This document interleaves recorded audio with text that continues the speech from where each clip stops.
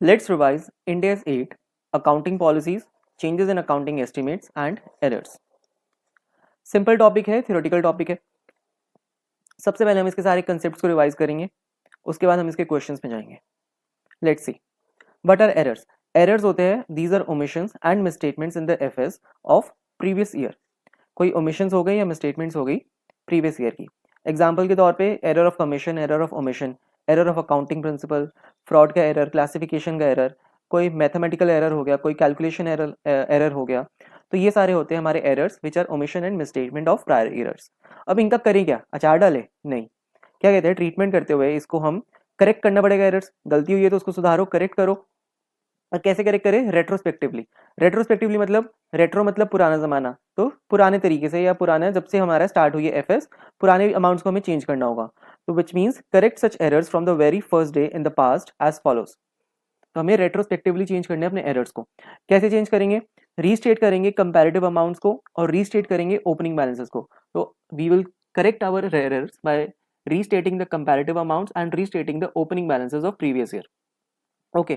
But अगर company retrospective नहीं कर सकती, इम्प्रैक्टिकेबल है, तो और उन्होंने सारी कोशिश कर ली, they have making after every reasonable effort to do so, then entity should restate prior period errors prospectively. तो कोई ऑप्शन ही नहीं है. जब इम्प्रैक्टिकेबल है, कंपनी को लगता है नहीं कर सकती, सारी उसने रीजनेबल एफर्ट्स भी कर ली उसको करने के लिए, तो प्रोस्पेक्टिवली कर दो, यानी फ्यूचर से कर दो. जिस दिन से चेंज आए, जिस दिन से पता चला एरर है, फ्रॉम दैट डेट ऑनवर्ड्स हम प्रोस्पेक्टिवली उसको चेंज करें, रेट्रोस्पेक्टिवली रहने दो. बट रहने दो मतलब क्या, छूट जाओगे? नहीं. हमें डिस्क्लोजर्स देने होंगे. If retrospective restatement is impracticable, disclose reasons. Reasons तो बताओ कि क्यों नहीं कर पा रहे. ये नहीं कि तुम्हारा मन नहीं कर रहा हो, तुमने कहा कि नहीं, तो रीजंस डिस्क्लोज करने हैं. और एरर्स के बारे में और क्या बताना है? Nature of prior period errors, क्या नेचर है उनका और क्या इफेक्ट आया. अगर हम उनको करेक्ट कर दिया या प्रोस्पेक्टिव कराए, रेट्रोस्पेक्टिव कराए, इफेक्ट तो आया होगा ना कुछ. तो amount of adjustment for each affected item in FS on previous years due to prior period errors. ये एक बेसिक सा कंसेप्ट है एरर का. एक बार फटाफट रिवाइज करते हैं. क्या कहते हैं? कोई एरर इन ओमिशन हो गया in FS during the for the past periods. इसको हमें ट्रीटमेंट कैसे करना है? रेट्रोस्पेक्टिव देना है इसका ट्रीटमेंट. रीस्टेट करनी है अपनी कंपैरेटिव अमाउंट्स, रीस्टेट करनी है ओपनिंग बैलेंस. और अगर इम्प्रैक्टिकेबल है तो प्रोस्पेक्टिवली कर लो, रेट्रोस्पेक्टिव रहने दो. बट डिस्क्लोजर देने पड़ेंगे. डिस्क्लोजर देनी है, नेचर और इफेक्ट तो बताना है, और अगर रेट्रोस्पेक्टिव नहीं कर पा रहे तो रीजंस भी देने हैं. तो दिस वाज आवर एरर्स, एक बेसिक क्लैरिटी. अब देखते हैं अकाउंटिंग एस्टिमेट्स. अकाउंटिंग एस्टिमेट्स यानी वो ऐसी चीज है जिसके लिए मैनेजमेंट एस्टिमेट्स लगाती है, जजमेंट यूज करती है, यानी जिसको हम मेजर नहीं कर सकते, सिर्फ एस्टिमेट्स लगा सकते हैं, यानी अंदाजे लगा सकते हैं. एग्जाम्पल के तौर पे डेप्रिसिएशन. डेप्रिसिएशन में हम एक तो रेजिडुअल वैल्यू निकालते हैं किसी एसेट की, हो सकता है 10 साल बाद हम निकालते हैं 5,000 का बिकेगा. ये हमारा एस्टिमेट है, हमें थोड़ा पता है कि बिकेगा नहीं बिकेगा. यूजफुल लाइफ निकालते हैं, 5 ईयर्स की यूजफुल लाइफ है. कैसे निकाली? एस्टिमेट लगाया. तो एस्टिमेट कैसे निकालते हैं? अपने जजमेंट के हिसाब से, एक्सपीरियंस के हिसाब से. These are our accounting estimates. अब अकाउंटिंग एस्टिमेट्स क्या होते हैं? Many items in FS can not be measured but can only be estimated. Measure नहीं कर सकते. एस्टिमेशन में लगता है judgement on the basis of the latest available information, क्योंकि जजमेंट के लिए हमें इन्फॉर्मेशन चाहिए. एग्जाम्पल के तौर में हम डेट्स के प्रोविजन बनाएंगे, वारंटी की obligations, depreciation method, useful life, residual value. These are all our accounting estimates. अब इसमें अगर चेंज आ जाता है तो क्या करें? तो सबसे पहले तो इसको हम प्रोस्पेक्टिवली करेंगे, that is apply changes from the date of change in estimate. Accounting estimates हमारे प्रोस्पेक्टिवली ही लगेंगे, यानी जिस दिन हमें पता चला चेंज हुआ है तो फ्रॉम दैट डेट ऑनवर्ड्स हम इसको चेंज करेंगे. यानी डेप्रिसिएशन अगर हमें चेंज करनी है, हम प्रीवियस ईयर की थोड़ा ना चेंज कर देंगे डेप्रिसिएशन. अगर कोई एस्टिमेट में चेंज आता है, लेट्स से यूजफुल लाइफ पहले 10 ईयर्स की थी, अब लगता है 8 ईयर्स की है, तो हम आने वाले टाइम के लिए प्रोस्पेक्टिवली चेंज करेंगे. नाउ एंटिटी कब करेगी इसे change? When entity shall revise accounting estimate if circumstances change as a result of new information मिली कोई, या मोर एक्सपीरियंस. यानी कोई लेट्स से एग्जांपल के तौर पे एसेट है, कोई मशीनरी है, इसको हमें पहले लगा था कि ये 20 साल चल जाएगी, बट थोड़े टाइम चलाने के बाद, 3 साल चलाने के बाद हमें लगा कि नहीं, ये तो सिर्फ 15 साल ही चल सकती है टोटल. तो कैसे पता चला? एक्सपीरियंस के साथ कोई नई इन्फॉर्मेशन मिली. तो इस हिसाब से अब एस्टिमेट्स में भी क्या करना है? डिस्क्लोजर देना है, नेचर बताना है किस तरीके का एस्टिमेट है, इफेक्ट क्या पड़ रहा है इसका चेंजेस के बाद. ठीक है. और अगर पॉसिबल नहीं है, if it is not possible to estimate effect on future years, then this fact must be disclose. इसका फ्यूचर में क्या इफेक्ट आएगा अगर हम ये नहीं बता पाते. इफेक्ट हमें क्या बताना है? Amount of adjustment for each affected item in financial years of current and future years due to change in accounting estimate. Future में भी इफेक्ट बताना है. जैसे डेप्रिसिएशन हमें पता है कि पहले 20 ईयर के हिसाब से थी, अब 15 ईयर के हिसाब से. तो फ्यूचर में क्या होगा कि पीएनएल में हमारा डेप्रिसिएशन का चार्ज एक्स्ट्रा लगेगा. पहले 20 से डिवाइड होता था, 15 से डिवाइड होगा तो कम ज़्यादा डेप्रिसिएशन आएगी, तो हमें ज़्यादा चार्ज लगेगा. तो ये हमारा फ्यूचर इफेक्ट. बट अगर हम नहीं दे पा रहे तो इसका हम एस्टिमेट बता देंगे कि है. Change in accounting estimate can not be treated as a correction of prior period errors. ये पुरानी गलतियों का हिसाब नहीं है कि पहले हमने कहा था 20 साल की लाइफ है, आप कह रहे 16, तो हमने कुछ गलती करी थी? नहीं, एस्टिमेट था, अंदाजा था, गलत हो गया, कोई नहीं, but it is not an prior period error. और अगर हमें कभी मुश्किल आती है कि वो अकाउंटिंग पॉलिसी है या चेंज इन अकाउंटिंग एस्टिमेट के बीच में, तो हम उसे मानेंगे हमेशा अकाउंटिंग एस्टिमेट्स है। ठीक है, ये एक बेसिक था हमारा accounting estimate, nothing special about it. बस इतना याद रखना है, अकाउंटिंग एस्टिमेट को हम प्रोस्पेक्टिवली चेंज करेंगे। एरर्स का हमने पढ़ा था रेट्रोस्पेक्टिव। डिस्क्लोजर्स लगभग दोनों के सेम है। अब बात करते हैं अकाउंटिंग पॉलिसीज की। अकाउंटिंग पॉलिसी में भी एक चीज़ याद रखो, इसको भी रेट्रोस्पेक्टिव इफेक्ट लगेंगे। डिस्क्लोजर्स इसके भी सेम है। डिस्क्लोजर्स में हमें क्या बताना है? नेचर बताना है, इफेक्ट बताना है। और अगर हम रेट्रोस्पेक्टिव नहीं कर पा रहे तो इसका रीजन देना है, अगर ये इम्प्रैक्टिकेबल है। तो एरर्स भी हमारे किस पे आए? रेट्रोस्पेक्टिव पे। ठीक है, और पॉलिसीज भी किस पे आए? रेट्रोस्पेक्टिव। एरर्स और तीनों में हमें और अकाउंटिंग पॉलिसीज इसमें 3 डिस्क्लोजर देने हैं, नेचर, इफेक्ट और अगर इम्प्रैक्टिकल है रीजन। अकाउंटिंग एस्टिमेट्स में रेट्रोस्पेक्टिव नहीं, ये लगेगा प्रोस्पेक्टिव। और डिस्क्लोजर्स में क्या देना है? नेचर देना है, इफेक्ट देना है अपना करंट और फ्यूचर पे, और नहीं अगर दे सकते तो उसके रीजंस बताओ। तो बेसिकली ट्रीटमेंट और डिस्क्लोजर्स हमारे हो गए। अकाउंटिंग पॉलिसी की और बातें हम डिस्कस करते हैं। सबसे पहले मीनिंग क्या है? These are specific principles, basis, conventions, rules, practices, सब कुछ एक ही थाली के चट्टे बट्टे है, बस नाम अलग है। जब प्रिंसिपल हो गए, basis, convention, rules and practices, applied कब? In preparation of FS. FS बनाते वक्त जो हमारे रूल्स लगते हैं, बेसिस लगते हैं, प्रिंसिपल्स लगते हैं, मेथड्स लगते हैं, प्रैक्टिस लगती है, ये सारी होती है अकाउंटिंग पॉलिसीज। एग्जांपल के तौर पे इन्वेंट्री कैसे वैल्यू करें? फीफो पे करें, वेटेड पे करें, लीफो पे करें, जैसे मर्जी करो। मेजरमेंट बेसिस पीपी की या इंटेंजिबल एसेट्स की, कॉस्ट मॉडल लगाए, रिवैल्यूएशन मॉडल लगाए, these are what? Accounting policies. ठीक है, अकाउंटिंग पॉलिसी का चेंज हमने कैसे करना है? कैसे करने हैं? रेट्रोस्पेक्टिव। तो account entity shall account for changes in accounting policy retrospectively, यानी कि फर्स्ट दिन से लगाएंगे। कैसे चेंज करेंगे? एडजस्ट करेंगे अपनी कंपैरेटिव्स, एडजस्ट करेंगे अपने ओपनिंग बैलेंस, एडजस्ट यानी रीस्टेट जो हमने पढ़ा था अपने एरर्स में, सेम तरीका है। Then if retrospective impracticable after every reasonable effort, तो entity should apply accounting policies. Disclosure के तौर पे नेचर दो, इफेक्ट दो, और अगर क्या कहते हैं इम्प्रैक्टिकेबल है तो उसके रीजंस बताओ। ठीक है, ये तो था एक अकाउंटिंग पॉलिसी का मेजर कंसेप्ट। इस बार छोटे छोटे पॉइंट्स और इसके देखते हैं। Let's see. हाँ, चेंज इन अकाउंटिंग पॉलिसी कब करेंगे? ओनली अगर हमारा इंडियस कहते हैं कि चेंज कर दो, रिक्वायर्ड है इंडियस के हिसाब से, या हमें लगता है कि change would result in providing more relevant and reliable information. क्या चीज़? More relevant and reliable information. इसको कहते हैं वॉलंटरी चेंज। अपनी मर्जी से कर दो अगर हमें लगता है कि रेलिवेंट एंड रिलायबल है, बट अपनी मर्जी से इतना आसान नहीं है। इसको हमें क्या करना पड़ेगा? इसके हमें रीजंस बताने पड़ेंगे, और इसको रेट्रोस्पेक्टिव ही चेंज करना होता है। और रेट्रोस्पेक्टिव करना एक बहुत ही मुश्किल काम है। तो इसलिए मुश्किल इसलिए रखा गया ताकि कंपनी आए दिन इसको चेंज ना करती रहे, क्योंकि accounting policy should be consistent. Entity shall select and apply accounting policy consistently for similar transaction. Consistency of accounting policies होनी चाहिए। अब ऐसा नहीं कि कंपनी को लगे कि आज हम एक पॉलिसी लगाएं, अगले दिन उसको चेंज कर दे, फिर अगले ईयर उसको चेंज कर दे, फिर नेक्स्ट ईयर उसको फिर चेंज कर दे। ऐसा नहीं। इस वजह से इसको हमने रेट्रोस्पेक्टिव लगाया है, क्योंकि इसमें बहुत सारा तामझाम करना पड़ता है, बहुत सारी इसमें टायर्डसम काम है। तो अगर कंपनी को लगता है कि ये चेंज करना रेलिवेंट है, रिलायबल और इतना वो हेडेक लेना चाहती है, तो वॉलंटरी चेंज करें, अदरवाइज अलाउड ही नहीं है चेंज करना। ओके, नाउ कुछ ट्रांजेक्शन जिसको हम अकाउंटिंग पॉलिसी नहीं मानेंगे, चेंज इन अकाउंटिंग पॉलिसी, जैसे कि application of accounting policy for transactions that differ in substance from previous, यानी जो पहले ट्रांजेक्शन के सब्सटेंस से चेंज होते हैं। फॉर एग्जाम्पल, पहले पीपीई थी, हम उसको रिवैल्यूएशन मॉडल करते थे क्योंकि एज पर इंडिया 16 करते थे, रिवैल्यूएशन मॉडल अलाउड है। बट वो पीपीई हमारा इन्वेस्टमेंट प्रॉपर्टी बन गई। ठीक है, एज पर इंडिया 40 इन्वेस्टमेंट प्रॉपर्टी बन गई, और इन्वेस्टमेंट प्रॉपर्टी क्या कहते हैं? सिर्फ कॉस्ट मॉडल ही अलाउड है, और क्या अलाउड ही नहीं है। तो क्या ये चेंज इन अकाउंटिंग पॉलिसी माने? नहीं, बिकॉज सब्सटेंस ही चेंज हो गया। यहाँ पे पूरा एक यहाँ पे हमारा एसेट की सब्सटेंस अलग था, यहाँ पे हमारा सब्सटेंस बन गया इन्वेस्टमेंट का। तो this is not a change in accounting policy, इसको हमें रेट्रोस्पेक्टिव जाने की जरूरत नहीं है। Application of new accounting policy for transaction that did not occur previously, कोई नई ट्रांजेक्शन है तो है ही नहीं, तो चेंज हुआ ही नहीं, खत्म कहानी। और इसमें कोई पॉइंट्स देख लेते हैं अगर कोई काम के हैं, उसके बाद हम अपने क्वेश्चंस पे चलते हैं।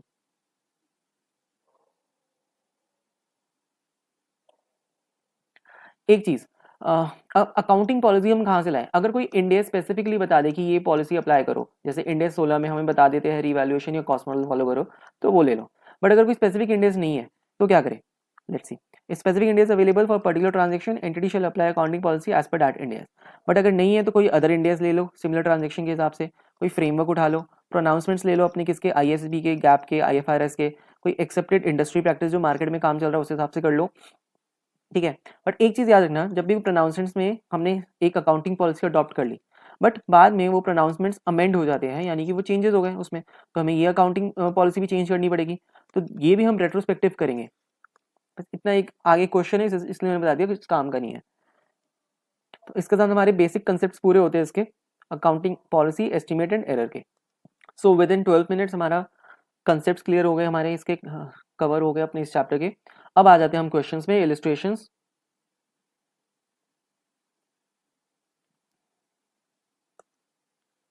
Illustration number 1, can an entity voluntary change one और more of its accounting policy. तो इसमें हमने दो चीज़ें पढ़ी थी, क्या अगर चेंज हम कर सकते हैं only if it is required by India, और results in FS providing more relevant and reliable information, more relevant and reliable information मिलती है तभी हम इसमें चेंजेस करेंगे, अदरवाइज नहीं। तो रिक्वायर्ड बाय इंडिया तो हमारा ये तो मैंडेटरी हो गया, हमें करना ही पड़ेगा क्योंकि इंडिया कहता है। रेलिवेंट रिलायबल मतलब वॉलंटरी चेंजेस हो गए, अगर हमें लगता है कि मोर रेलिवेंट एंड रिलायबल है तो वॉलंटरी चेंजेस, तो क्या ये कर सकती है? येस, बट कंडीशंस क्या करने की, let's see. Users of FS need to able to compare the FS of entity over time to identify trends in its FS. Therefore, the same accounting policies are applied within each period from one period. इसका मतलब ये कह रहे हैं कि consistent होनी चाहिए, इतना ज्ञान लिखने की जरूरत नहीं है, बस इतना बताओ कि अकाउंटिंग पॉलिसी कंसिस्टेंट होनी चाहिए, सेम होनी चाहिए ईयर ऑन ईयर बेसिस पे। Now, two requirement that must be complied with in order to make a voluntary change in an accounting policy. First क्या कहता है that information resulting from application of accounting policy must be reliable, and second information must be more relevant. तो relevant and reliable जो हम ऊपर बता चुके हैं। Now whether a change accounting policy result in reliable relevant is a matter of assessment in a particular fact and circumstances. ठीक है, ये तो अब असेसमेंट की बात है, और कंपनी को लगता है कि ये होगा, बाकी को लगता है नहीं होगा, तो it is a matter of assessment, judgement का काम है। In order to ensure that such an assessment is made judicially, such a voluntary change in an accounting policy does not effectively become a matter of free choice. एक अपनी मर्जी का काम नहीं है, कंपनी को रीजन देने पड़ेंगे। क्या कहता है, India requires an entity making voluntary change to disclose the reasons why applying the accounting policy must be reliable and more relevant to information। यानी कि reasons बताओ, कहने का मतलब वॉलंटरी करना है कर लो अगर तुम्हें लगता है रेलिवेंट एंड रिलायबल है, बट इतना ईजी नहीं है, हमें इसके रीजंस भी बताना पड़ेंगे क्योंकि ये जजमेंट का काम है। दैट्स इट, इसी को एक्सप्लेन करना है। Illustration number 2, entity ABC acquired a building for its administrative purpose and presented the same as property plant equipment in the financial year 2001-2। एक पीपी के हिसाब से हमने डाल दिया, इंडेक्स 16 के हिसाब से। During the FS 2002-3, it relocated the office to a new building and leased the said building to third party. Following the changes usage of building, entity reclassified from PP to investment property में डाल दिया। Should the entity EBC account for change as an change in accounting policy? ये हमने example में देख ही लिया था, अगर हम एक इन्वेस्टमेंट प्रॉपर्टी में इसको हम कन्वर्ट कर रहे हैं, it is not accounting policy. Reason being that differ in substance from those previously occurring transactions. So India's aid provided application of accounting policy for transaction, other events और condition इतना लिखने की जरूरत नहीं है। क्या कहता है, that differ in substance from those previous transactions are not accounting policies। ठीक है, अब इसमें क्या बाकी इंडेक्स 16 को समझा दो और इंडेक्स 40 को समझा दो कि क्या कहता है। इंडेक्स 16 कहता है PPR tangible assets that are held for use in the production are expected to use during more than one period। 40 कहता है investment property, land and building और पार्ट ऑफ अ लैंड और बोथ हेल्ड बाय ओनर, ये सब करके rather than for use in production और sale in order course of business.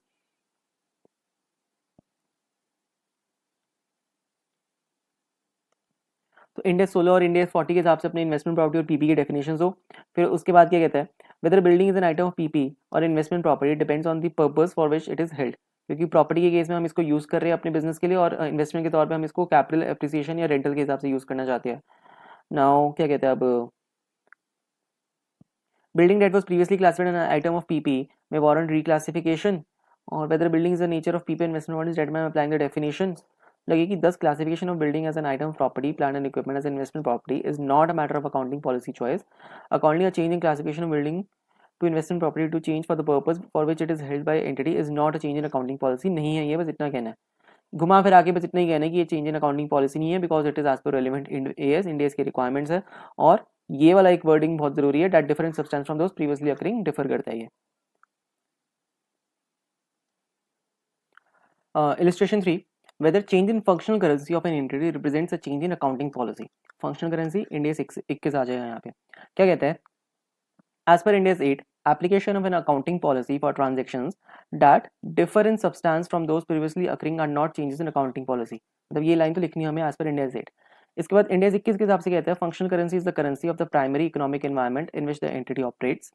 There may be cases where the functional currency is not obvious, मतलब हमें नहीं पता चल सकता कि हमारी फंक्शनल करेंसी डॉलर है, रुपीज़ है या कुछ और है, यूरोज है, कुछ भी हो सकती है, but it is not obvious, there can be any cases. In such cases India's इक्कीस requires management to use its judgment to determine functional currency. Judgment के हिसाब से हम बताएंगे कि फंक्शनल करेंसी क्या है. Now entity's functional currency reflects the underlying transactions, events and conditions that are relevant to it. जो भी ट्रांजैक्शन एंटिटी को रेलिवेंट है वो फंक्शनल करेंसी रिफ्लेक्ट करती है. Accordingly once determine the functional currency is not change, हम change नहीं करेंगे unless there is a change in those underlying transactions, events and conditions. ठीक है.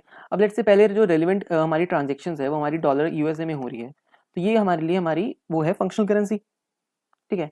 But due to some changes in underlying transactions, जो underlying transactions है, जैसे कि हम मेजर हमारी जो सेल्स हो रही थी वो यूएसए में है, बट यूएसए की सेल्स ही बंद हो गई, सेल्स सारी शिफ्ट हो गई इंडिया की, तो हमारी अब major transaction relevant underlying transaction ही चेंज हो गई. तो unless there is a change in underlying transaction, तो हम फंक्शनल करेंसी नहीं चेंज करेंगे, अदरवाइज हम कर देंगे. Thus functional currency of an entity is not a matter of accounting policy choice. कोई पॉलिसी की चॉइस नहीं है, कंपनी नहीं चूज कर सकती कि रेलिवेंट एक पॉलिसी बना लेगी हम डॉलर्स में ही चलते आएंगे, रुपीज में भी हो सकती है, डिपेंडिंग ऑन कि हमारी सेल्स कहाँ पे हो रही है. हो सकता है सेल्स कहीं और शिफ्ट हो जाए, वो हमारी करेंसी बन जाएगी. ठीक है. नाउ अब इतना हमें पता चल गया. अब इसको बता देंगे कि ये चेंजिंग पॉलिसी नहीं है, क्योंकि हमने एक ये लाइन तो पहले दे ही दी, that differ in substance from those previous occurring. ठीक है. Now, in the view of the above, change in functional currency of an entity does not represent a change in accounting policy, and India's aid therefore does not apply. India's ICIS requires that when there is a change in of an entity functional currency, entity shall apply the translation procedures applicable to the new functional currency prospectively from the date of the change. अब यहाँ पे ये क्या हुआ, एक relevant India's हमें यहाँ पे है, तो उस हिसाब से हम इसको change करेंगे. That's it. Illustration 4.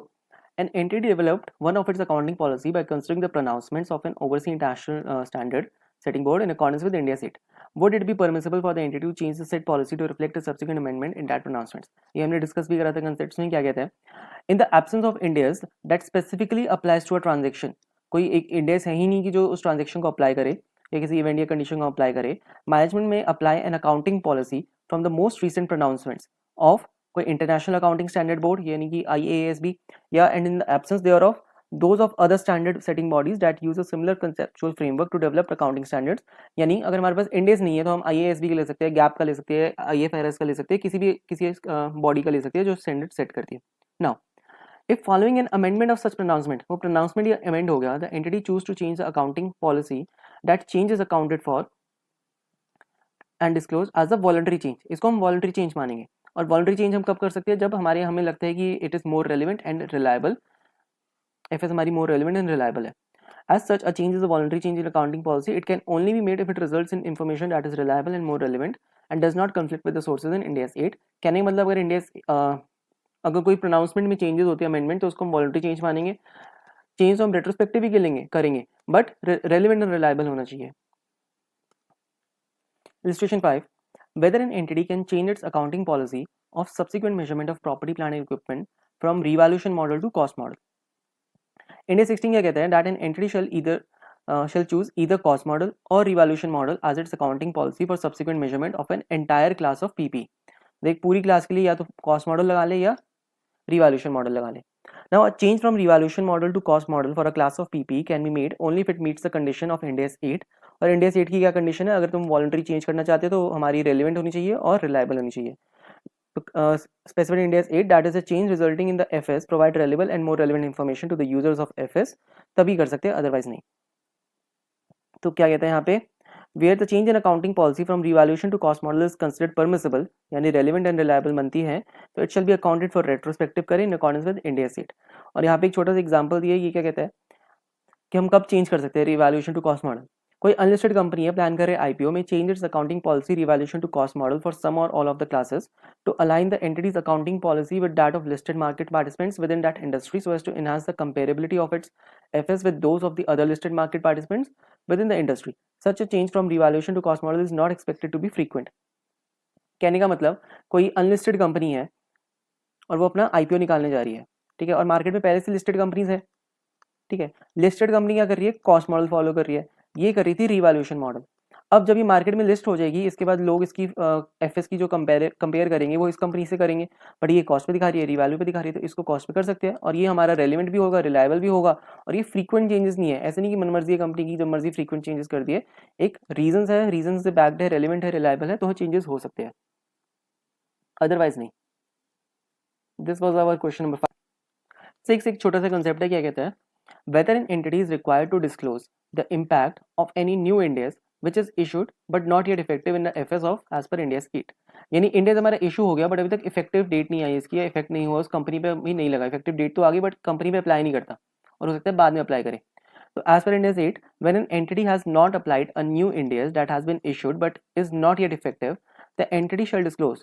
Reasons क्या है? Reasons ये बता दें कि अभी तक इफेक्टिव नहीं हमारे पे, और known or reasonably estimate information relevant to assessing the possible impact that application of new Ind AS will have on entities FS in the period of initial application. मतलब एक पॉसिबल इम्पैक्ट बताने की ये अगर हम लगा देंगे बाद में, चाहे अभी लगाए बाद में लगाए, तो उसका क्या इफेक्ट आएगा.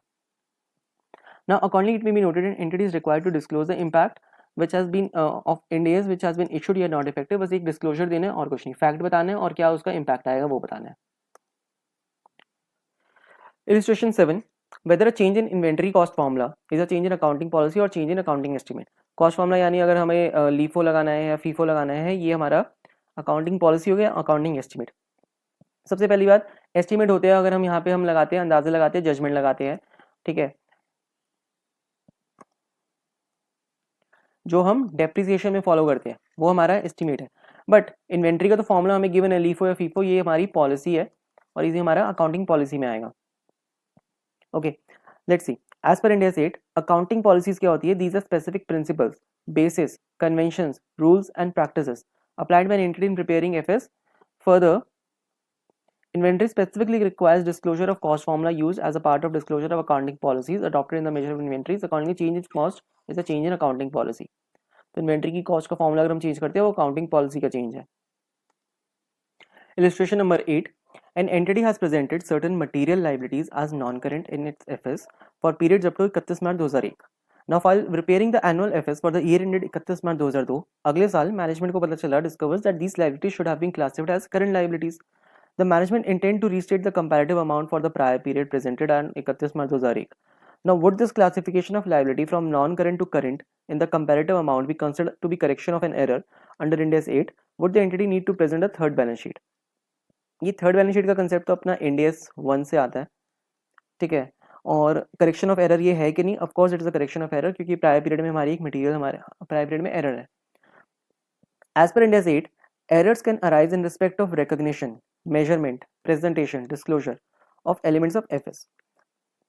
तो एरर्स हमारे रिकॉग्निशन में हो सकते हैं, मेजरमेंट में हो सकते हैं, प्रेजेंटेशन में हो सकते हैं या डिस्क्लोजर में.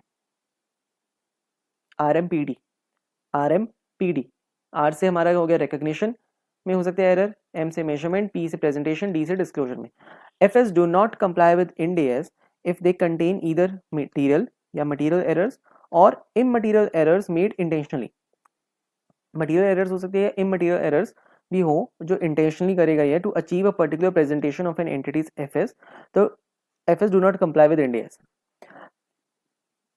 Potential current period errors discovered in that period are corrected before the FS are approved for issue. जो करंट ईयर के उसको तो हम अप्रूव कर देंगे जो अगर हमें जो पता चल गए. However, material errors are sometimes not discovered until a subsequent period.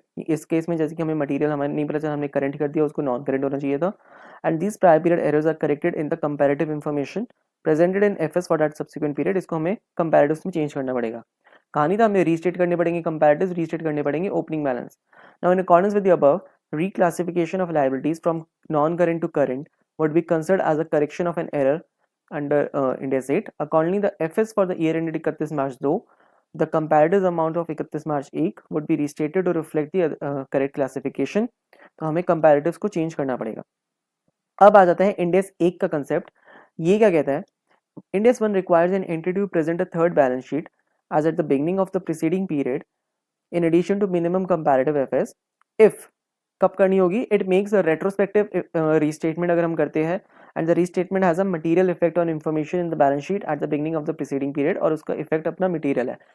First reason है हम रीस्टेटमेंट कर रहे हैं रेट्रोस्पेक्टिव और हमारा मटेरियल इफेक्ट आ रहा है उस पर.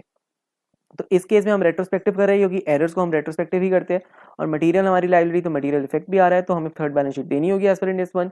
So accordingly, the entity should present a third balance sheet at the beginning of the preceding period as at 1st April 2010 in addition to the comparatives of financial year 2010 and 11. एक हमें opening balance, third balance sheet हमें देनी पड़ेगी इधर. तो अब illustrations के बाद हम स्टार्ट करते हैं test and knowledge questions. Question number 1. A carpet retail outlet sells and fits carpet to the general public. It recognizes revenue when the carpet is fitted, which on average is 6 weeks after the purchase of the carpet. तो अपना revenue वो 6 हफ्ते बाद book करता है जब वो carpet fit कर देता है. Now it then decides to subcontract the fitting of carpet to self employed fitters, यानी इसने थर्ड पार्टी को दे दिया कि तुम जाके फिट करो, अब मैं सिर्फ बेचूंगा. It now recognize revenue at the point of sale of the carpet, जब सेल करते तभी रेवेन्यू बुक कर लेगा. Whether this is a change in recognizing the revenue is a change in accounting policy as per India's 8. तो ना ये इसकी कोई ये अकाउंटिंग पॉलिसी का चेंज नहीं है, ये इसने अपना मेथड चेंज कर लिया बिजनेस करने, बिजनेस मॉडल ही चेंज कर दिया. It is not a change in accounting policy. Accounting policy क्या होती है? वो होती है कोई स्पेसिफिक प्रिंसिपल्स होते हैं, बेसिस, कन्वेंशंस या रूल्स या प्रैक्टिसेस होती है जो हमारे एफएस प्रिपेयर करते हुए काम आती है. बट इसका कोई रूल थोड़ी ना था, ये तो इसका बिजनेस मॉडल था जो उसने चेंज करा. तो this is not a change in accounting policy. As the carpet retailer has changed the way that carpets are fitted, therefore there would be no need to retrospectively change this. It is not a change in accounting policy. Question 2. Under what circumstance an entity is required to present a third balance sheet at the beginning of preceding period? ये हमें पता है third balance sheet कब देनी होती है, जब हम रेट्रोस्पेक्टिव चेंजेस कर रहे हैं and that change has a material, तब हमें देनी पड़ती है third balance sheet. Let's see. As per Ind AS 1, an entity shall present a third balance sheet as at the beginning of the preceding period in addition to the minimum comparative FS required by standard. कब की देनी है? Beginning of the preceding period. यानी अगर हम जिस 31 March 2001 का हमारा प्रिसीडिंग पीरियड है और अभी हम चल रहे हैं 0102 में, तो हमें कब देनी होगी? Beginning of the previous year. तो 1 अप्रैल 2000 की हमें देनी होगी balance sheet, beginning of the preceding year. यहाँ पे थर्ड बैलेंस शीट देनी पड़ेगी. If it applies accounting policy retrospectively makes a retrospective restatement, अगर हम करते हैं, एंड द रेट्रोस्पेक्टिव एप्लीकेशन और reclassification has a material effect on the information in the balance sheet at the beginning of the period, वो एक material effect लेके आता है. तो हमें इसमें रेट्रोस्पेक्टिव क्या कहते हैं, थर्ड बैलेंस शीट देनी होगी beginning of the preceding period की.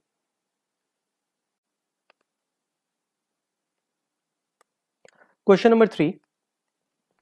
During 2002, Delta Limited changed its accounting policy for depreciating property, plant and equipment so as to apply a component approach completely, whilst at the same time adopting the revaluation model. तो क्या कर रहा है? अपने एक property, plant, equipment पे component approach लगा रहा है, यानी कि कॉम्पोनेंट अकाउंटिंग करेगा, उसकी डेप्रिसिएशन लगाएगा कॉम्पोनेंट बेसिस पे, और अपना अडॉप्ट कर रहा है वो रिवैल्यूएशन मॉडल, कॉस्ट्यूम रिवैल्यूएशन में जा रहा है. In years before 2002, Delta Limited asset records were not sufficiently detailed to apply a component approach fully. इससे पहले हमें कभी नहीं, हमारे पास डिटेल्स ही नहीं थी हमारे पास. At the end of 2001, management commissioned an engineering survey. एक सर्वे करवाया जिससे हमें पता चला information on the components held and it fair values, useful life, सब कुछ इन्फॉर्मेशन तब पता चली at the beginning of 2002. However, the survey did not provide a sufficient basis for reliably estimating the cost of those components that had not been previously been accounted for separately, and the existing records before the survey did not permit this information to be reconstructed. तो जो existing है वो तो हमें पता चल गई यहाँ पे, which provide information of components held, but उससे पहले के जो हमारे पास थे उसकी कोई डिटेल्स नहीं है. Now, Delta Limited management considered how to account for each of the two aspects of the accounting change. They determined it is not practicable to account for change to a fuller component approach retrospectively, or to account for that change prospectively from any earlier date than 2002. यानी retrospectively हम इसको effect नहीं दे पाएंगे हमें, और prospectively भी हम start of 2002 से ही देख सकते हैं, लेटेस्ट हम स्टार्ट 2002 से ही देख सकते हैं. तो हमने पढ़ा अगर ये इम्प्रैक्टिकेबल है टू फॉर रेट्रोस्पेक्टिव इफेक्ट, तो हम प्रोस्पेक्टिवली कर लो, उसका डिस्क्लोजर में रीजंस बताओ कि क्यों नहीं दे पा रहे. Also, the change from cost to revaluation model is required to be accounted for prospectively. Therefore, management concluded that it should apply Delta Limited new policy prospectively from the start of 2002. prospectively लगाए. अब हमें additional information क्या दी है? Tax rate दे रखा है 30%. End of 2000 year 1, यानी जो हमारा पहला मेथड था, क्योंकि हमने 2002 में स्टार्ट करा है चेंज करना. तो प्रॉपर्टी, प्लांट, इक्विपमेंट की कॉस्ट दे रखी है 25, डेप्रिसिएशन 14, तो नेट बुक वैल्यू आ गई 11,000 की, और डेप्रिसिएशन जो यूज होता है अपना ओल्ड बेसिस पे वो था 1500 का.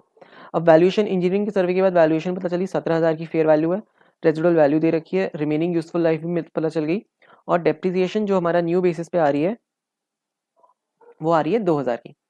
You are required to prepare the relevant note for disclosure in with Ind AS 8. तो हमें इसका डिस्क्लोजर देना है. डिस्क्लोजर में हमें क्या देना होता है? एक तो सबसे पहले नेचर बताना होता है, ठीक है. उसके बाद हमें बताना होता है इफेक्ट क्या आया अपने चेंजेस का, और उसके बाद हमें बताना होता है इफ रेट्रोस्पेक्टिव इज इम्प्रैक्टिकेबल तो गिव रीजंस. तो नेचर तो हम बता देंगे, nature is change of depreciation and model, और इसका इफेक्ट क्या आएगा? जो हमारा एसेट था पहले 11,000 का था, अब 17,000 का हो गया रिवैल्यू होके, एक तरीके से फेयर वैल्यू, कॉस्ट इसकी 11 थी, फेयर वैल्यू 17,000 की है। तो कितना डिफरेंस आया, ये 6,000 का आ गया अपना रिवैल्यूएशन गेन, जो जाएगा रिवैल्यूएशन रिजर्व में। बट इस पे एक डेफर टैक्स लाइबिलिटी भी बनेगी 6,000 की 30% के हिसाब से, यानी 1,800 रुपये की लाइबिलिटी भी बनेगी, और ये भी हमारा रिवैल्यूएशन सरप्लस में जाएगा। तो रिवैल्यूएशन में कितना जाएगा, 6,000 माइनस 1,800, नेट जाएगा अपना रिवैल्यूएशन सरप्लस ओसीएम में 4,200 रुपये चला जाएगा, और 6,000 से हमारा फेयर वैल्यू इंक्रीज हो गई इसकी रिवैल्यूएशन गेन। 1,800 हमारा एक डिटेल डेफर्ड लाइबिलिटी की प्रोविजन आ गया। ओके, डेप्रिसिएशन में क्या चेंज आया, पहले 1,500 की लगती थी, अब लगती है 2,000 की, तो 500 रुपये की डेप्रिसिएशन इंक्रीज हो गई, और इस 500 में हमें एक टैक्स सेविंग भी मिलेगी, हमारा टैक्स कम हो जाएगा 50 इंटू 500 में 30%, 150 रुपये की टैक्स लायबिलिटी कम होगी, और 500 रुपये की डेप्रिसिएशन इंक्रीज हो जाएगा पीएनएल में एक्सपेंस। और बाकी हम इसको एक्सप्लेन करेंगे। Let's see, from the start of 2002 delta limited change its accounting policy for depreciating property, plant and equipment so as to apply a much more fully component approach whilst at the same time adopting the revaluation model। तो ये हम क्या बता रहे हैं, इसका हम nature बता रहे हैं, नेचर ऑफ चेंज क्या है। Now, management takes the view that this policy provides reliable and more relevant information because it deals more accurately with the component of property, plant, and equipment, and is based on up-to-date values. The policy has been applied prospectively from the date of 2002 because अब हम reasons दे रहे हैं कि हम क्यों नहीं retrospective कर पा रहे और क्यों prospective कर रहे हैं। It was not practicable to estimate the effects of applying the policy either retrospective or prospective from any earlier date. Accordingly, the adoption of the new policy has no effect on prior periods में कोई effect नहीं है। The effect on current year, अब हम effect बताएंगे, हमें 3 चीजें बतानी होती है डिस्क्लोजर में, क्या बताना होता है, एक तो नेचर, एक इफेक्ट, और एक अगर हम नहीं दे पा रहे तो हमें रीजंस देने हैं अगर रेट्रोस्पेक्टिव नहीं करते। रीजंस हमने बता दिया, नेचर बता दिया। इफेक्ट क्या on current period is to increase the carrying amount of property at the start of the year by 6,000, जो हमारा रिवैल्यूएशन गेन था, increase the opening deferred tax provision by 1,800, and एक रिवैल्यूएशन सरप्लस बनेगा अपना 4,200 का, 6,000 minus 1,800 जो हमारा revaluation gain में चला जाएगा, रिवैल्यूएशन सरप्लस ओसीएम में। इंक्रीज हो गया डेप्रिसिएशन एक्सपेंस 500 से, और रिड्यूस हो गया हमारा टैक्स एक्सपेंस 150 से। सिंपल क्वेश्चन है, बस 3 चीजें बतानी है, नेचर, रीजंस एंड इफेक्ट। ठीक है, this was our question number 3। Question number 4 इस change in depreciation method is a change in accounting policy और चेंज इन अकाउंटिंग एस्टीमेट। हमें पता है ये चेंज इन अकाउंटिंग एस्टीमेट होता है क्योंकि depreciation is a matter of estimation, और एज पर इंडेक्स 16 के हिसाब से डेप्रिसिएशन क्या होता है, अपना best estimate of consumption of future economic benefits, किस तरीके से हम एंटिटी एक्सपेक्ट करती है कि हम अपने एसेट को कंज्यूम करेंगे। एज पर क्वेश्चन 4 क्या कहता है, as per index 16 the depreciation method used shall reflect the pattern in which the asset's future economic benefits are expected to be consumed by the entity, and the depreciation method applied to an asset shall be reviewed at each year end. If there has been a significant change in the expected pattern of consumption of future economic benefits, the method shall be changed to reflect the change pattern. उसको change कर दो. Such a change is accounted as a change in accounting estimate. As per the above, हमें पता चलता है depreciation method for a depreciable asset has to reflect the expected pattern of consumption, and determination of depreciation method involves an accounting estimate, and this depreciation method is a matter of it's not a matter of policy, it's a matter of estimate. Accordingly, Ind AS 16 requires change in depreciation method to be accounted as per change in accounting estimates. Prospectively इसको हम deal करेंगे और कुछ नहीं, क्योंकि estimates हम करते हैं प्रोस्पेक्टिव, और अगर पॉलिसी एंड एरर्स है उसको हम करते हैं रेट्रोस्पेक्टिव। क्वेश्चन नंबर 5 हमने जो ऊपर एक इलस्ट्रेशन करा था उसके जैसे ही है, जिसमें एक मटेरियल लायबिलिटी को हमने नॉन करेंट बुक कर दिया था करेंट की जगह। Let's see, an entity charge certain expenses as finance cost, उसने एक्सपेंस को फाइनेंस कॉस्ट डाल दिया in the FS for 31 March 2001।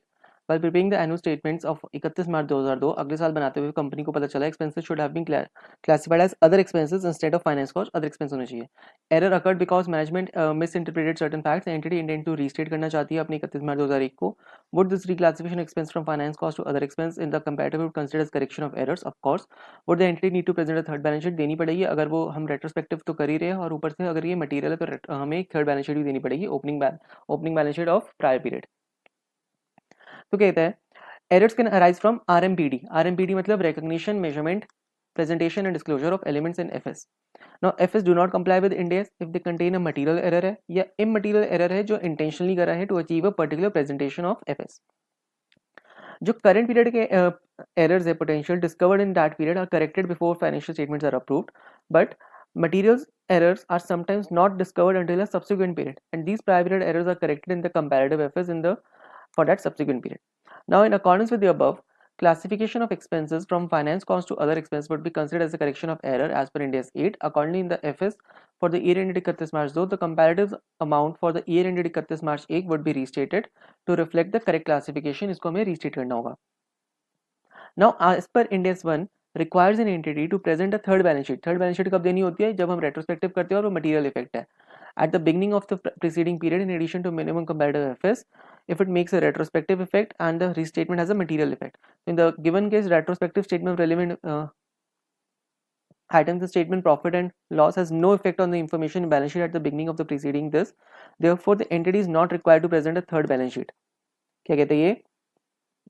In the given case, retrospective restatement of relevant items in statement of profit and loss has no effect on the information in the balance sheet. Balance sheet में तो कोई फर्क ही नहीं है इसका, क्योंकि हमने इसको एक्सपेंस चेंज करा है. बैलेंस शीट में आइटम में फर्क नहीं है. Therefore, the entity is not required to present a third balance sheet. अच्छा, इसमें नहीं देनी होगी बैलेंस शीट, ध्यान रखना.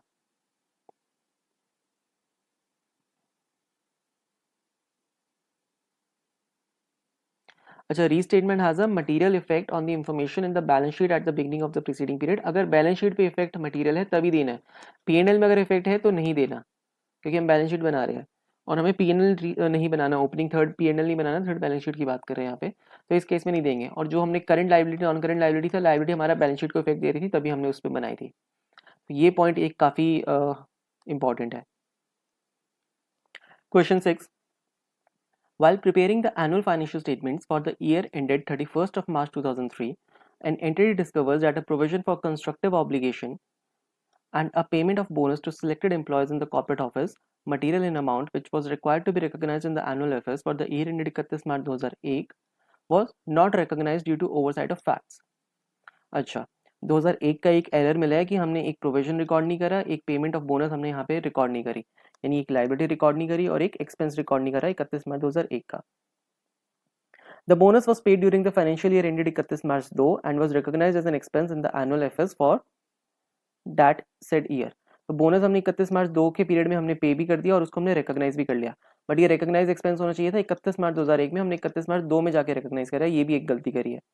Would this situation require a retrospective statement of comparative considering that the amount was material? Of course इसका हमें required होगा. और इसमें एक थर्ड बैलेंस शीट भी बनेगी, क्योंकि अब यहाँ पे इफेक्ट आ रहा है हमारा लाइबिलिटी का, हमारा बैलेंस शीट पे भी इफेक्ट आ रहा है, which is a material effect. Let's see. पहले पैरा में तो हमने वही समझाया है कि एरर्स क्या होते हैं. Errors are RMPD, recognition, measurement, presentation, disclosure.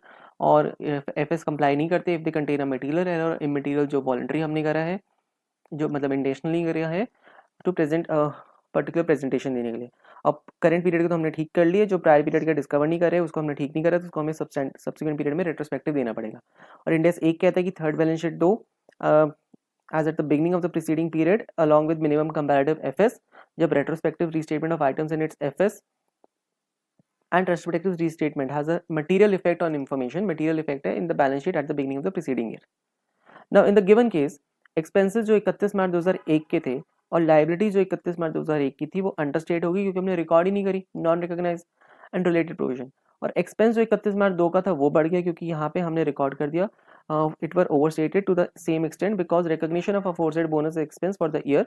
हमने जो 31 मार्च 1 का बोनस था वो यहाँ पे 31 मार्च 2 को पे करके यहाँ पे रिकॉर्ड कर दिया, तो 2 के खर्चे बढ़ गए. तो इसको ठीक करने के लिए to correct the errors in the above annual FS in the year 31 March 2003 जहाँ पे आपके हम बना रहे हैं, हमें रीस्टेट करने पड़ेंगे कंपैरेटिव्स को और रीस्टेट करनी पड़ेगी ओपनिंग को. तो क्या कहते हैं, रीस्टेट करो कंपैरेटिव्स को, यानी कि जो 31 मार्च 2002 के कंपैरेटिव्स होंगे, हम 31 मार्च 2003 की पीएनएल एंड बैलेंस शीट बना रहे हैं, तो इसकी कंपैरेटिव फिगर्स कौन होंगे 31 मार्च 2002 के, इसको ठीक करेंगे सबसे पहले. Then present a third balance sheet as at the beginning of the preceding period, that is as at 1 April 2001. अब इसके beginning of the preceding period यानी 1 अप्रैल 2002, 1 अप्रैल 2001 आएगा, 31 मार्च 2002 का 1 अप्रैल 2001 आएगा, where it should recognise the provision for bonus and restate the retained earnings. यहाँ पे उसको changes करने होंगे. This was question number 6.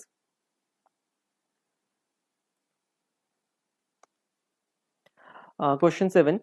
While preparing interim financial statements for the half year ended 3rd of September, an entity note that there has been an under accrual of certain expenses in the interim financial statements for the first quarter of ended 30th June 2001. Okay. The amount of under accrual is assessed to be material in the context of interim FS. However, it is expected that the amount would be immaterial in the context of annual FS. The management is the view that there is no need to correct the error in the interim FS, considering that the amount is expected to be immaterial from the point of view of annual FS, whether the management view is acceptable. क्या कह रहे हैं management को कहती है जो interim financial statements है उसके लिए तो वो मटेरियल है, बट अगर हम इसको एनुअल लेवल पे देखें तो ये इमटेरियल है, तो क्या इसको ठीक करना बनता है कि नहीं बनता? मैनेजमेंट कह रहे हैं नहीं बनता, बट इसको हम करेंगे बिकॉज एरर्स आर RMPD, यानी कि रिमेशन में हो सकता है, अपना रिकग्निशन में हो सकता है, मेजरमेंट में हो सकता है, प्रेजेंटेशन में हो सकता है, डिस्क्लोजर में हो सकता है, which could be material and immaterial जो इंटेंशनल हो जाते हैं for preparing FS to present a certain position, और ये वही वाला कंडीशन आ रहा है, तो इसको हमें चेंज करना होगा. Let's see. As per Ind AS 8, it states that FS do not comply with Ind AS if they contain material error or immaterial error made intentionally to achieve a particular presentation. Now, as regard to the assessment of materiality of an item in preparing FS, as per Ind AS 34 interim FS, ये क्या कहता है? एक छोटा सा para है, क्या कहता है? While judgment is always required in assessing the materiality, the standard bases the recognition and disclosure decision on data for the interim period by itself for reasons of understandability of the interim figures. कह रहे कि जो data है वो सिर्फ interim basis पे लो ताकि interim figures को हम अच्छे से understand कर सके. Thus, for example, unusual items, changes in accounting policy or estimates and errors are recognized and disclosed on the basis of materiality in relation to interim period data to avoid misleading inferences that might result from non-disclosure. The overriding goal is to ensure that the interim FS include all information that is relevant to understanding of an entity's entity's financial position and performance during the interim period. कहना चाहता है जो interim financial reports है वो सारी information consider करे which is relevant for the understanding of entity's financial position during the interim period. यानी हम ऐसा नहीं कह सकते कि जो एनुअल पीरियड है उसमें इमटेरियल है तो हम इसको कंसिडर करेंगे, सिर्फ इंटरीम पे फोकस रखो कि उसके लिए क्या रेलिवेंट है. Now as per above, while materiality judgments involve a degree of subjectivity, the overriding goal is to ensure that the interim FS include all information that is relevant to the understanding of financial position and performance of the entity during the interim period. It is therefore not appropriate to base quantitative assessment of materiality on projected annual figures when evaluating errors in this. According to the management is required to correct the error in the interim financial position since it is just to be material in relation to the interim period. इतनी सारी theory लिखने का मतलब नहीं है, सीधा बताओ कि एक तो ये हमें इंटरीम पीरियड के लिए ओवरऑल हमें चेक करना है all information that is relevant, और इसलिए फिर हमें सिर्फ एनुअल बेसिस को हम नहीं ले सकते, हमें इंटरीम पीरियड के ही बेसिस पे देखना पड़ेगा और इसको हमें करेक्ट करनी होगी एरर को हमें. That's it. This was question number 7. Question number 8. ABC Limited has an investment property with an original cost of 1 lakh which it inadvertently omitted to depreciate in the previous FS. मतलब depreciation करना ही रह गया इसका. The property was acquired on 1st of April 2001. Property has a useful life of 10 years and is depreciated SLM. Estimated residual value है इसकी 10 year which 10 साल बाद nil है residual value. Okay. How should the error be corrected in FS for the year ended 31 March 2004? 2004 में आके हमें पता चला कि हमने डेप्रिसिएशन लगानी भूल गए इस पे. Assuming the impact of the same is considered material, so simplicity ignore taxes. Okay. अब 31 मार्च 2004 को हम कंपेयर करेंगे इसको 31 मार्च 2003 हमारी कंपैरेटिव फिगर्स आ रही होगी.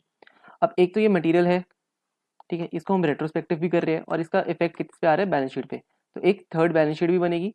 थर्ड बैलेंस शीट कौन सी बनती है? Beginning of the previous prior period.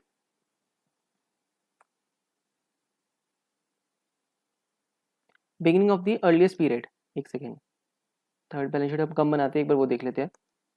हाँ, तो it is beginning of the preceding period हम बनाएंगे थर्ड बैलेंस शीट.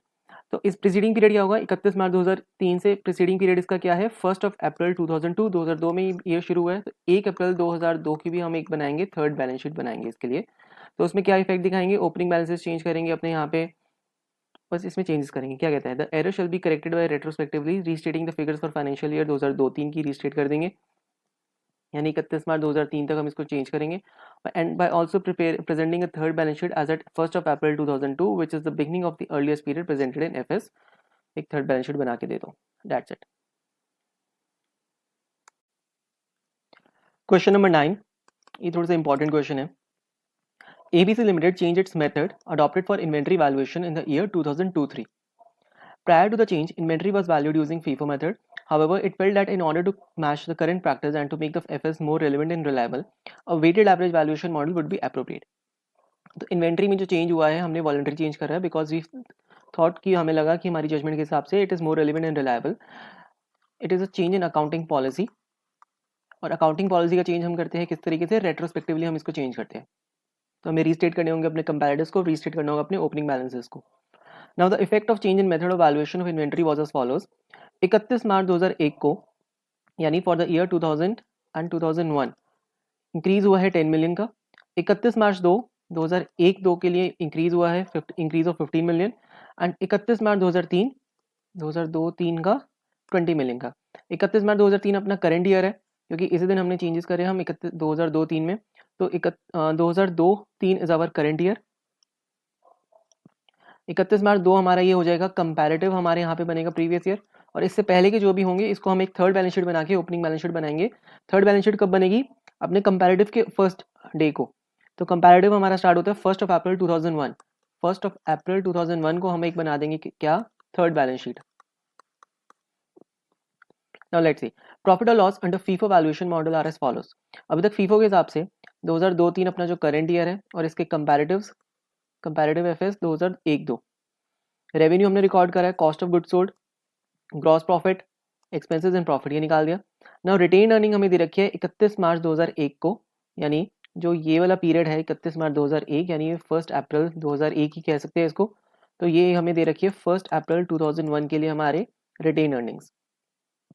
करना क्या हमें, you are required to present the impact of change in accounting policy in the profit and loss and produce an extract of statement of changes in equity in accordance with Ind AS 8। Okay, let's see. Inventory के increase को हम record करने के लिए, increase मतलब हमारा inventory में profit हुआ है, तो इस प्रॉफिट को रिकॉर्ड करने के लिए हम कॉस्ट ऑफ गुड सोल्ड को कम कर देंगे ताकि हमारा इम्पैक्ट आ जाए प्रॉफिट में। अब क्या अमाउंट लेंगे, क्योंकि ये जो हमें अमाउंट दे रखी है 20 million, 15 million, 10 million, these are cumulative amounts. ये हमारी बैलेंस शीट में इन्वेंट्री रिकॉर्ड हुई होगी, तो बैलेंस शीट में तो क्यूमुलेटिव अमाउंट्स आती है। तो लेट्स सी एक हम ट्रेडिंग अकाउंट बनाते हैं, इसके लिए एक वर्किंग करते हैं। ट्रेडिंग अकाउंट कौन से ईयर के लिए, सबसे पहले हम लेते हैं ओपनिंग ईयर 2001 एंड 2। 2001-2 का अगर हम ट्रेडिंग अकाउंट बनाएंगे तो हमारे पास ओपनिंग स्टॉक आएगा, क्लोजिंग स्टॉक आएगा। 2001-2 में हमें पता चला कि हमारी जो इन्वेंट्री है 15 मिलियन से इंक्रीज हुई है। इन्वेंट्री की जो भी अमाउंट है, लेट्स से इन्वेंट्री हमारी 5 मिलियन की थी, 10 मिलियन की थी, 20 मिलियन की थी, बट उसमें 15 मिलियन और इंक्रीज हो गया, तो क्लोजिंग स्टॉक हमारा 15 मिलियन से ज़्यादा आएगा। ठीक है, इससे एक साल पहले 31 मार्च 2001 को हमें पता था कि 10 मिलियन से इंक्रीज हुआ है, तो ओपनिंग स्टॉक में भी 10 मिलियन से इंक्रीज आ जाएगा। ठीक है, अब जो बैलेंस आया नेट तो आया हमारे पास 5 मिलियन का, यहाँ पे प्रॉफिट आया। अगर 15 माइनस 10 करें तो 2001-2 के लिए तो जो इंक्रीज आया है वो सिर्फ 5 का आया है। सिमिलरली अगर हम 2002 और 3 की बनाएं तो ओपनिंग हमारे पास कितना है, जो क्लोजिंग यहाँ का था ये हमारा 15 है, और क्लोजिंग कितना है, क्लोजिंग हमें दे रखा है 20 मिलियन का। तो नेट इफेक्ट कितना आया, 5 मिलियन का हमारा आया ग्रॉस प्रॉफिट। 5 मिलियन के हमारे इन्वेंट्री में चेंज आया नेट। ठीक है, क्योंकि ये क्यूमुलेटिव है। तो 2002-3 में हमारा कॉस्ट ऑफ गुड सोल्ड 173 है, इसमें से हम 5 मिलियन कम कर देंगे, और 2001-2 में भी हम 5 मिलियन कम कर देंगे। तो क्या आ जाएगी रिवाइज्ड अमाउंट, 173 माइनस 5 168 का हमारा आ जाएगा कॉस्ट ऑफ गुड सोल्ड, और उधर आ जाएगा हमारा 159 का यहाँ पे। ठीक है, ग्रॉस प्रॉफिट इसी हिसाब से हमारा चेंज होगा, 324 माइनस 168, 156 का ग्रॉस प्रॉफिट आएगा, 5 का यहाँ पे प्रॉफिट आ गया, 151 प्लस 5 156 हो गया, और इधर भी 5 का नेट इफेक्ट आ जाएगा, कितना हो जाएगा 137, 296 माइनस में 159, 137। एक्सपेंसेस इसमें से सेम 83 के माइनस और 74 के माइनस करेंगे, 156 माइनस 83 के एक्सपेंसेस, तो हमारे पास जो प्रॉफिट बचेगा वो बचेगा 73 का, और इधर कितना बचेगा 137 माइनस 74 की एक्सपेंसेस, 63 का हमारा प्रॉफिट बचा कंपैरेटिव एफएस में। तो हमने कंपैरेटिव्स भी चेंज कर दिया और अपना करंट ईयर भी चेंज कर दिया। अब क्या रह गया, ओपनिंग चेंज करना है। ओपनिंग के लिए हम क्या करते हैं, थर्ड बैलेंस शीट बनाते हैं। अब थर्ड बैलेंस शीट के लिए कोई हमें डेटा नहीं दे रखा, बट हमें 1 अप्रैल 2001 का हमें क्या दे रखा है, रिटेन अर्निंग्स। तो हम इसी में एडजस्टमेंट करेंगे। क्या करेंगे, 423 का तो हमारे पास 1 अप्रैल 2001 को हमें दे रखी है, इसमें से हम पिछले सारे अमेंडमेंट्स कर देंगे। 31 मार्च 2 तक के तो हम यहाँ पे कंपैरेटिव्स में कर ही रहे हैं। इससे पहले 2001, 31 मार्च 2001 या इससे भी पहले अगर कोई इन्वेंट्री में चेंज होता है, अगर लेट से यहाँ पे 5 मिलियन का पहले इंक्रीज हुआ होता, 4 मिलियन का भी होता, तो क्यूमुलेटिव हम इसको 10 प्लस 5 प्लस 4 यहाँ पे एक इफेक्ट दे देते, यहाँ पे हम 10 ऐड कर देंगे, और अगर ये 5 और 4 9 और 10 19 होता तो 19 ऐड कर देते। कहने का मतलब यहाँ हम रीस्टेट करेंगे अपने ओपनिंग बैलेंस 1 अप्रैल 2001 की रिटेन अर्निंग्स, ये बन जाएगी 423 प्लस 10 433। अब इसमें ऐड करेंगे अपना प्रॉफिट फॉर द ईयर 2001-2, क्या है 63 का प्रॉफिट है, ये है 2001-2 का। तो हमारे पास आ जाएगा कितना 433 प्लस 63 370 की रिटेन अर्निंग्स, और इसमें ऐड कर देंगे 73 का अपना जो रिवाइज्ड है ये वाला 2002-3 के लिए, तो 370 प्लस 73 443, ये हमारी बन जाएगी statement of changes in equity. Answer देखते फटाफट इसका ऐसे आएगा, क्या कहता है ये, रेवेन्यू हमें दे रखे है 324 296, रेवेन्यूज हमें दे रखे हैं, इसमें हम कोई चेंजेस नहीं कर रहे। कॉस्ट ऑफ गुड सोल्ड में से हमने 5 माइनस कर दिया था दोनों तरफ, जो हमारा चेंज आया था इन इन्वेंट्री, तो 168 159 करा, इससे हमारा एक्सपेंसेस सेम है, तो प्रॉफिट आ गया 73 फॉर करंट ईयर, और रीस्टेटेड हो गया अपना कंपैरेटिव 63 के, तो ये आ गया अपना 73, ये आ गया 63। ठीक है, अब statement of changes in equity में क्या करा, 1 अप्रैल 2001 को हमें 423 दिया है, इसमें change in inventory valuation policy की वजह से 10 हमने कर दिया प्रीवियस ईयर्स का। अब 1 अप्रैल 1 को रीस्टेट हमने कर दिया, दिस इज आवर ओपनिंग, इसको हम थर्ड बैलेंस शीट में लेके जाएंगे 433। फिर करंट रीस्टेटेड प्रॉफिट लेंगे हम कंपैरेटिव्स का 63 496 की अमाउंट आई, एक सेकेंड, ये 433 प्लस 63 मैंने माइनस कर दिया क्या, हाँ मैंने माइनस कर दिया, प्लस करना था, 433 प्लस 63 दिस इज 496, और इसमें 73 ऐड करेंगे 569 496 ऐड करेंगे। ओके, और यहाँ पे इन्होंने क्या शो करा है, ओरिजिनल मतलब 423 था, कुछ नहीं था, मतलब ओरिजिनल दिखाया कि पहले 58 था अपना ओरिजिनल प्रॉफिट, ये जो दे रखे हैं, फिर 68 था, मतलब पहले ये कंडीशन थी, बट हमने जो चेंजेस करे उसकी वजह से ये आ गया। तो दिस वाज अवर क्वेश्चन 9, इसमें हमने सीखा कि किस तरीके से हम अपनी चेंज इन अकाउंटिंग पॉलिसी को शो करेंगे retrospectively. Next question 10, this is also nice question, ये भी डील करते हैं कि रेट्रोस्पेक्टिव हम किस तरीके से चेंजेस करेंगे, लेट्स सी।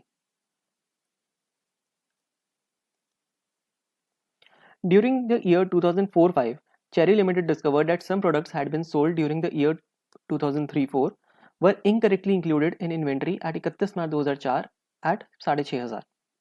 क्या कह रहे हैं, 2004-5 जो करंट ईयर है, तब जाके हमें पता चला कि पिछले साल 2003-4 में कुछ प्रोडक्ट्स जो हम बेच चुके हैं बट स्टिल वो इन्वेंट्री में आ रहे हैं, यानी हमने सेल कर दिया, वो इन्वेंट्री में अभी भी आ रहे हैं, यानी हमने उसे कॉस्ट ऑफ गुड सोल्ड में ऐड नहीं करा होगा, क्योंकि अभी तक वो इन्वेंट्री में हमारा पार्ट बना है, हमने उसको माइनस नहीं करा अपने कॉस्ट ऑफ गुड सोल्ड की, बट हमने बेच चुके हैं। कितनी अमाउंट का, 6,500 का। अब cherry limited accounting records for 2004-5 current year में क्या करा इन्होंने, सेल्स तो करी 1,04,000 की, कॉस्ट ऑफ गुड्स सोल्ड इन्होंने 86,500 के दिखा दिए, including 6,500 for the error in opening inventory. तो जो पिछले साल का एरर था वो इधर जाके इन्होंने इंक्लूड करके यहाँ पे शो कर दिया 86,500। एंड इनकम टैक्सेस दिखाए इन्होंने 5250। इनकम टैक्स हमें रेट दे रखे हैं, क्या है इनकम टैक्स का रेट, 30% का रेट है दोनों साल के लिए। तो इन्होंने क्या करा, रेट्रोस्पेक्टिव चेंज करने की जगह इन्होंने प्रोस्पेक्टिव करके अभी वो जो 6,500 बुक नहीं करा था, इस ईयर में जाके बुक कर दिया, which is a wrong treatment, क्योंकि इट इज एन एरर, और एरर को हम रेट्रोस्पेक्टिव चेंज करेंगे जब तक वो प्रैक्टिकेबल है और उसको कर सकते हैं हम। अब इन 2003-4 जो कंपैरेटिव है हमारा पिछला साल, चेरी लिमिटेड रिपोर्टेड सेल्स और cost of good, profit before income tax, income taxes, profit and basic diluted EPS दे रखे हैं। ओपनिंग रिटेन अर्निंग्स दे रखी है 2003-4 की, ये किस काम आएगी हमारे, देखते हैं। And closing retained earnings was 34,000, तो ये 20,000 की ओपनिंग थी, इसमें इन्होंने जो 14,000 का प्रॉफिट ऐड करा, 20 और 14 34,000 की हमारी क्लोजिंग आ गई। ठीक है, और इनकम टैक्स है 30%, it had no other incomes और एक्सपेंसेस। नंबर ऑफ शेयर्स दे रखे हैं इसके 5,000 शेयर्स है, ये ईपीएस निकालते वक्त काम आएंगे। And no other components of equity except for retained earnings, कुछ चेंजेस नहीं हुए इसमें। State how the above will be treated in accountant for Cherry Limited statement of profit and loss, statement of changes in equity and in notes wherever required for current period and earlier period as per relevant Ind AS. Let's see. एक हम बनाएंगे अपने current year की period, FS बनाएंगे। Current period क्या है अपना 2004-2005। एक हम बनाएंगे restated previous year which is year 2003-2004।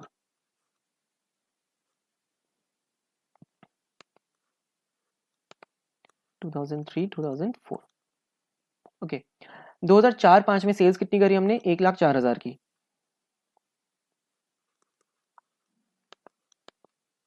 1,04,000 की सेल्स करी है, और 2003-4 में हमें 73,500 की गिवन है, सेल्स है 73,500 की। अब कॉस्ट ऑफ गुड्स सोल्ड हमें दे रखा है करंट ईयर का 86,500, इसमें इंक्लूड करते हैं 6,500 के एरर्स, तो ये नहीं होने चाहिए, तो माइनस करके हम दिखाएंगे इसको 80,000। और प्रीवियस ईयर में 53,500 के रिकॉर्ड है, बट 6,500 और होना चाहिए, तो दिस प्लस 6,500 आ जाएगा कितना, 60,000। प्रॉफिट बिफोर टैक्सेस कितना आएगा, 1,04,000 माइनस 80,000, 24,000 यहाँ पे, और 73,500 माइनस 60,000, 13,500। इससे आगे बढ़े, एक चीज नोट करो, हमने करंट ईयर में 80,000 की cost of goods sold record करी है और प्रीवियस ईयर में 60,000 की। 80 प्लस 60,000 हो गया 1,40,000, ठीक है। ये हो गया आफ्टर चेंजेस ऑफ एरर को चेंज करने के बाद। बट अगर चेंज ना करे तब भी अमाउंट सेम ही है 1,40,000। कैसे, 86,500 हमने करंट ईयर रिकॉर्ड कर लिया था और प्रीवियस ईयर में 53,500, सम करेंगे तो 1,40,000 ही आता है। मतलब अमाउंट में कोई चेंज नहीं है, बट एक तरीके से हमने प्रेजेंट किया, रिकॉर्ड गलत करा है। जो 6500 पिछले साल को बिलोंग करता था हमने इस साल रिकॉर्ड कर दिया, विच इज रॉन्ग, इसलिए हम इसको करेक्ट कर रहे हैं, ठीक है। अब इनकम टैक्स हम निकाल लेंगे 30%, 24,000 का 30% आ गया 7200, तो माइनस करके हमारा आ गया 16,800 का आ गया हमारा ये प्रॉफिट, और इधर आ गया 4,050 का इनकम टैक्स, माइनस करके आ गया 9,450 के अपना प्रॉफिट आफ्टर टैक्स। और ईपीएस निकाल सकते हैं, 5,000 शेयर है, डिवाइड बाय 5,000 कर दो, तो 1.89 का ईपीएस यहाँ पे आएगा, और 16,800 डिवाइड बाय 5,000, 3.36 का ईपीएस यहाँ पे आएगा। इसमें कुछ नहीं है। नाउ अब हमें एक रिटेन अर्निंग दे रखी है, हम लेते हैं 1 अप्रैल 2003 की रिटेन अर्निंग दे रखी है, कितनी, 20,000 की opening retain earning.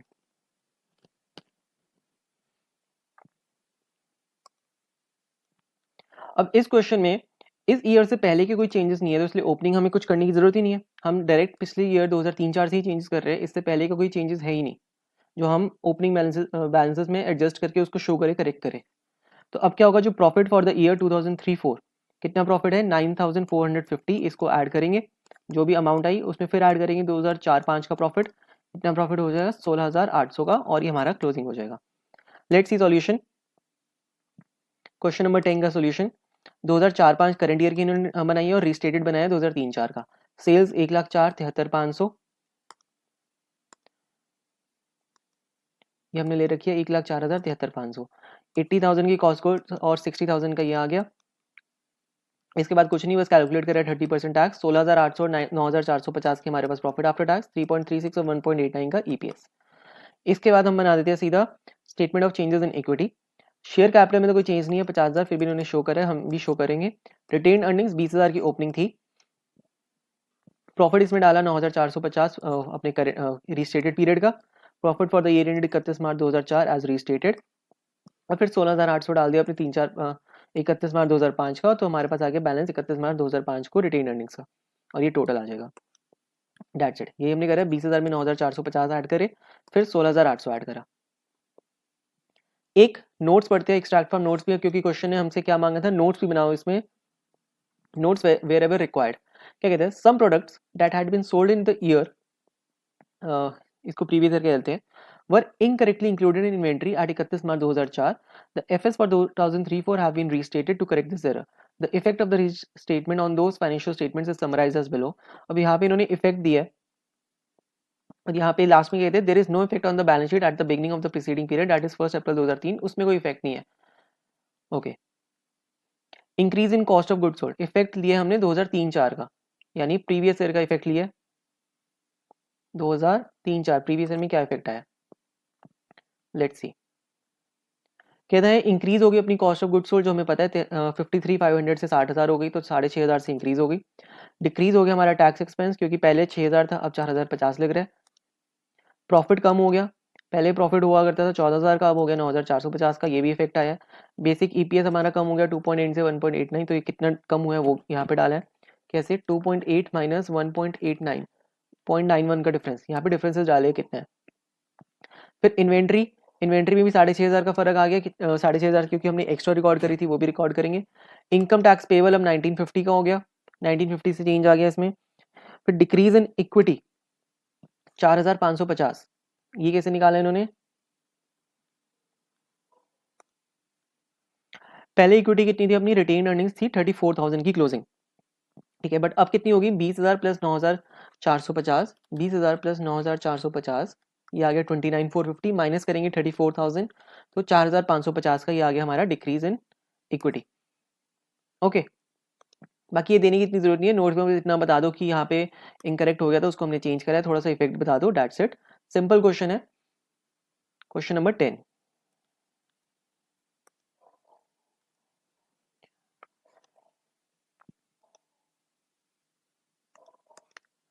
In 2003 and 4, after the entities 31 March 2003 FS were approved for issue, a latent defect in the composition of a new product manufactured by the entity was discovered.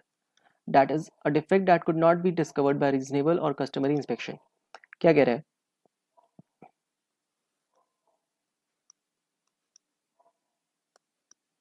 जो year है 2003-4, let's say ये वाला है अपना 2003 and 4, इस year में हमें क्या हुआ, after the entities 31 March 2003, 31 March 2003 कौन सा होगा, ये वाला, क्योंकि 1 अप्रैल से यहाँ पे स्टार्ट हो रहा है, तो ये हो गई हमारी डेट 31 मार्च 2003, और ये है अपना ईयर 2002-3, ये हो गया 1 अप्रैल 2002।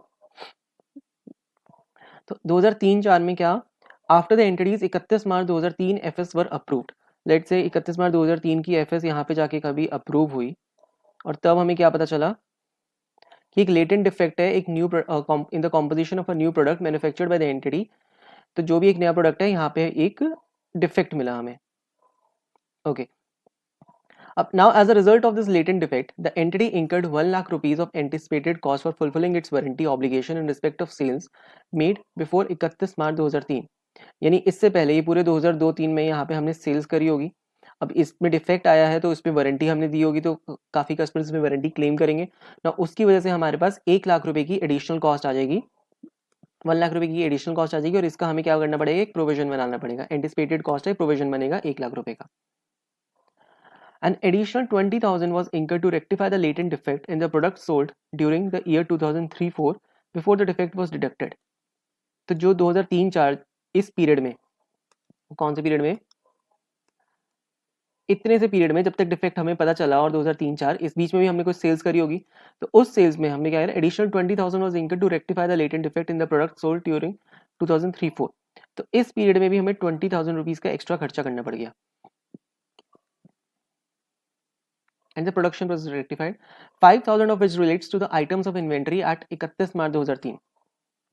जो 31 मार्च 2003 को इन्वेंट्री पड़ी हुई है, जो ये वाली डेट है, ये 20,000 में से 5,000 का खर्चा तो उस इन्वेंट्री पे ही कर दिया हमने, यानी इन्वेंट्री पे इसका इफेक्ट आएगा, कॉस्ट और एनआरवी पे इफेक्ट आएगा इसका, जो 31 मार्च 2003 को पड़ी थी हमारे पास।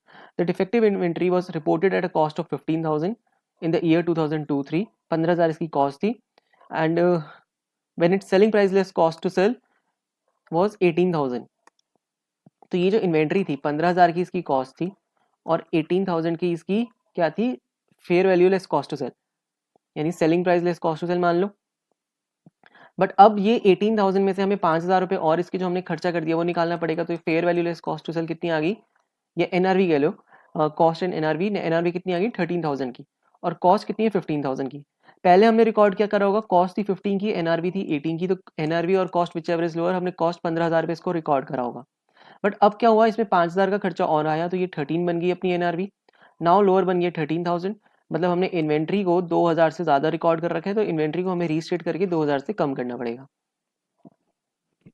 ओके, इसके बाद क्या कहते हैं, the accounting estimates made in preparing 31 March 2003 FS were appropriate and made using all reliable information that entity could reasonably be expected to have obtained and taken into account in the preparation and presentation of those FS. Analyze the above situation in accordance with relevant Ind AS. Okay. अब देखो, इसमें दो है कि क्या ये error है या ये एस्टिमेट्स है, मतलब ये प्रीवियस ईयर में जो हुआ है वो एरर हुआ है या एस्टिमेट हुआ है। अब एरर के लिए एक कंडीशन होती है, एरर हम तब मानते हैं व्हेन जो हमारी उस वक्त ट्रांजैक्शन हुई है, जो हमारी 2002-3 की ट्रांजैक्शन है जिसमें एरर है, अगर उस वक्त जो एरर से रिलेटेड इंफॉर्मेशन है वो उस वक्त अवेलेबल थी, उसको हम असेस भी कर सकते थे, उसको हम वेरीफाई भी कर सकते थे, कैलकुलेट भी कर सकते थे, उसको हर तरीके से हम जजमेंट ले सकते थे, बट हमने नहीं ली और इस वजह से एरर हो गया। ठीक है, मतलब इंफॉर्मेशन प्रेजेंट थी बट हमसे गलती होगी कि हमने उस इंफॉर्मेशन को अच्छे से एनालाइज नहीं करा, तो हम उसको मानेंगे एरर। बट इस केस में क्या कहता है,